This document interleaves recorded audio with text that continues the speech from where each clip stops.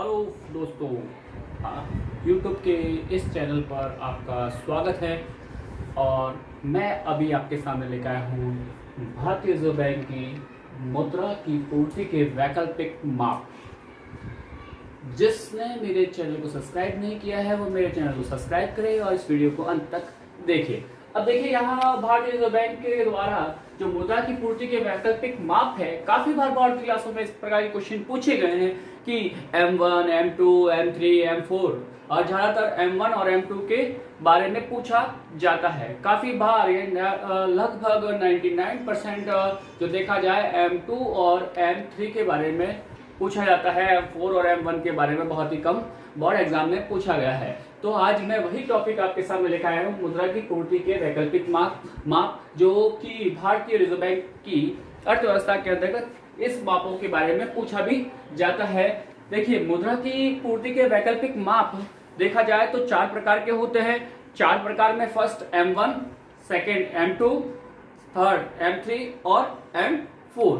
ये चारों माप आपको ध्यान रखना है। M1, M2, M3, M4, ये चारों माप अगर आपको याद रहते हैं तो ये 2 नंबर के क्वेश्चन के अंतर्गत आते हैं और ये 2 नंबर आपके आसानी से आपको प्राप्त हो जाते हैं। देखिए, यहाँ पर M1 जो मैंने लिखा है, M1 बराबर C। यहाँ पूछा जाता है कि सर ये C के बराबर क्या होता है। C बराबर होता है लोगों के पास रखी जमाइल। जो आप या हम लोगों के पास जो रखी हुई करेंसी होती है, उस करेंसी को यदि करेंसी और उसके साथ साथ में डीडी यानी मांग जमाएं होती है, जो व्यापारिक बैंक होती है या वाणिज्यिक बैंकें होती है, उनकी जमाएं हैं, उनकी जमाओं को यानी लोगों की जमा के साथ साथ व्यापारिक बैंकों की जमाएं प्लस ओडी यानी रिजर्व बैंक के पास जो जमाएं हैं, अन्य जमाएं, रिजर्व बैंक की अन्य जमाएं, व्यापारिक बैंक की जमाएं और लोगों की जमा। लोग, व्यापारिक और रिजर्व, इनकी जमाओं का योग बराबर M1। यानी कह सकते हैं कि M1 बराबर क्या होता है, लोगों की जमाएं, व्यापारियों की जमाएं, व्यापारिक बैंकों की जमाएं और रिजर्व बैंक की अन्य जमाएं। इन 3 जमाओं को यदि जोड़ा जाता है तो M1 प्राप्त होता है। क्लियर है?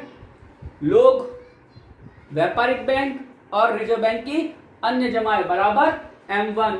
और इसी के साथ साथ M2 जो देखा जाए तो यहां जो पहले हम लोगों ने M1 ज्ञात किया है तो M1 के बारे में पता है। M1 बराबर क्या होता है, C plus BD plus OD यानी लोगों की जमाएं, व्यापारिक बैंक की जमाएं और रिजर्व बैंक की जमाएं बराबर M1। और इसके साथ यदि डाकघर और बैंकों की बचतों की जमाओं को भी जोड़ा जाता है तो ऐसी स्थिति में M2 प्राप्त होता है। यानी कहने का मतलब है कि M1 बराबर लोगों की जमाएं, व्यापारिक बैंक की जमाएं और रिजर्व बैंक की अन्य जमाएं, और M2 बराबर M1 प्लस डाकघर और व्यापारिक बैंकों की जमाएं, सॉरी डाकघर बचत बैंकों की जमाएं, डाकघर और बचत बैंकों की जमाएं बराबर M2 यानी M1 प्लस डाकघर बचत बैंकों की जमाएं। फिर M3 तो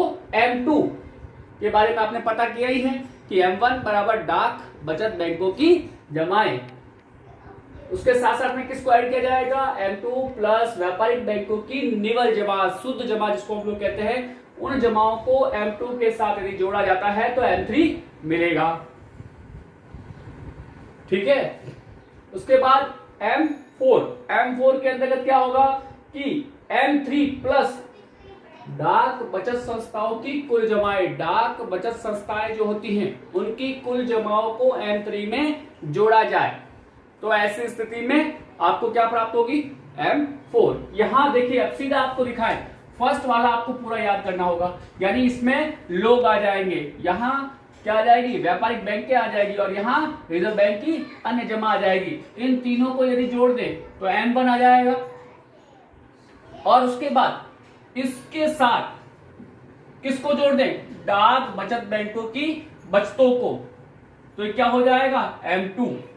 और M2 आने के पश्चात M3 को ज्ञात करना है तो M3 में M2 को जोड़ेंगे। M2 में सॉरी M3 में M2 को जोड़ते हैं और व्यापारिक बैंकों की निवल जमा यानी शुद्ध जमा को जोड़ते हैं तो M3 मिल जाता है। और M4 को ज्ञात करने के लिए M3 के अंतर्गत डाक बचत संस्थाओं की कुल जमा को जोड़ना होगा। यानी कहने का मतलब है कि M1 आपको M1 ज्ञात करना होता है, तो यहां पर C आपको पता है यानी लोगों की जमा, और DD यानी आपका हो जाएगा किसकी जमा, बैंकों की यानी व्यापारिक बैंकों की जमा, और OD यानी रिजर्व बैंक की कौन सी जमा हो जाएगी, रिजर्व बैंक की अन्य जमाएं। और यहां M2 ज्ञात करना है तो इसमें सबसे पहले आपको ये क्या होगा, पहले वाला क्या निकाला था M1 को साथ में लेना होगा। यहां M3 का ज्ञात करना है तो यहां M2 को लेना होगा, और M4 ज्ञात करना है तो यहां पर M3 लेना होगा।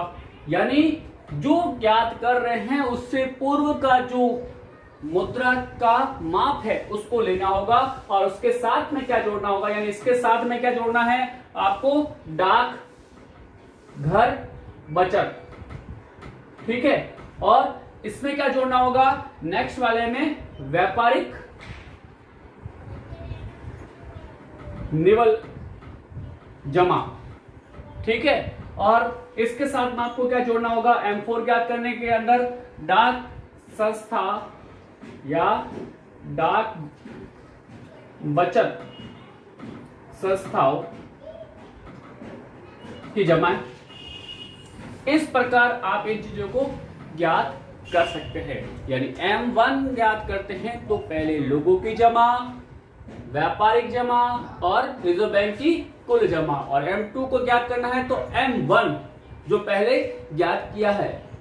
क्योंकि काफी बार आपको क्या होगा, क्वेश्चन ये सारी जमाएं दे रखी होगी और इस जमा को दे रखा होगा और कहा जाएगा M2 ज्ञात कीजिए, तो आपको M1 याद आना चाहिए कि M1 ज्ञात करने के लिए क्या करना होगा। तो आपको सबसे पहले लोगों की जमा को जोड़ना होगा, फिर व्यापारिक बैंकों की जमाओं को जोड़ना होगा, फिर रिजर्व बैंक की अन्य जमाओं को जोड़ना होगा, तो M1 आएगा। उसके साथ डाकघर की बचतें और व्यापारिक बैंकों की जो बचतें हैं उनको जोड़ना होगा, तब जाके M2 ज्ञात कर पाओगे, ठीक है। उसके बाद M3 ज्ञात करना है तो M2 को ज्ञात करना होगा, और M2 को ज्ञात करने के लिए M1 और डाक बचतें तो जोड़ते हैं तो M2 आता है। तो यहां M2 और उसके साथ में व्यापारिक बैंकों की जो निवल या शुद्ध जमाएं होती है उसको जोड़ा जाएगा, तो आपको M3 हो जाएगा प्राप्त। फिर M3 से M4 ज्ञात करना होगा, तो M3 के साथ में डाक बचतें और संस्थाओं की जो बचतें हैं उनको जोड़ा जाएगा, तब जाके आपको क्या प्राप्त हो जाएगा, M4 प्राप्त हो जाएगा। ये बोर्ड की दृष्टि से बहुत अधिक महत्वपूर्ण और शॉर्ट टॉपिक है। इनमें से 2 नंबर का क्वेश्चन हर बार बनते हुए आया है। काफी बार तो 4 नंबर का क्वेश्चन भी पूछ लिया गया है इसके लिए कि मुद्रा की जो है पूर्ति के जो माप है वो बताइए, और नहीं तो फिर M2 और M3 के बारे में तो पूछा ही गया है। तो यहां आपको ये क्वेश्चन याद करने हैं।